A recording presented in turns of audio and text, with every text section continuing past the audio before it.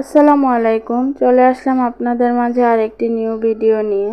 আজকে আমি আপনাদের সাথে শেয়ার করব মুরগির কলিজা ভুনা রেসিপি। দেখতে পাচ্ছেন কতটা সুন্দর লোভনীয় হয়েছে। চলুন দেখে নিই কীভাবে করি। এখানে চুলায় একটা কড়াই বসিয়ে দিলাম, সামান্য পরিমাণে তেল দিয়ে দিয়েছি। এখন দিয়ে দিব মুরগির কলিজা, হলুদ, মরিচ, লবণ মেখে 10 মিনিট রেখে দিয়েছিলাম। এখন সেগুলো ফ্রাই করে নেব। এই কাজটা একটু সাবধানে করতে হবে। মুরগির কলিজা ফ্রাই করার সময় ছিটে আসে, অবশ্যই সাবধানের সাথে করে নিতে হবে। এই তো একটা পিঠ ভাজা হয়ে গেছে। এখন আমি একটু উল্টে পাল্টে দিলাম। এভাবে সবগুলো ফ্রাই করে নেব।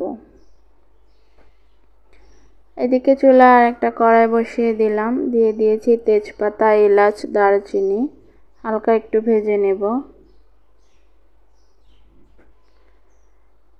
এখন দিয়ে দিব কুচি করে রাখা পেঁয়াজ।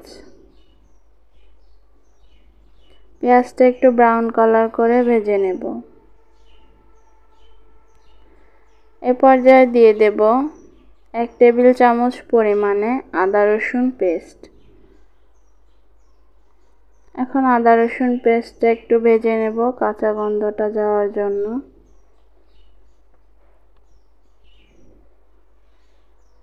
ঘরে থাকা সামান্য কিছু উপকরণ দিয়েই বানিয়ে ফেলুন দারুণ মজার এই রেসিপিটি। এই পর্যায়ে দিয়ে দেব হলুদের পাউডার, মরিচের পাউডার, জিরা পাউডার, ধনিয়া পাউডার, লবণের গুঁড়া।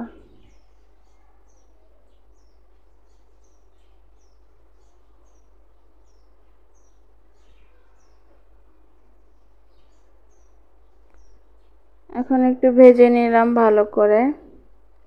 দিয়ে দিয়েছি সামান্য পরিমাণে পানি। এই তো মশলাটা কষানো হয়ে গেছে। এখন দিয়ে দেব 1 টেবিল চামচ পরিমাণে টমেটো সস। আপনারা চাইলে কাঁচা টমেটো ইউজ করতে পারেন। একটু ভালো করে নেড়েচেড়ে মিশিয়ে নিলাম। এই পর্যায়ে দিয়ে দিব ভেজে রাখা মুরগির কলিজা।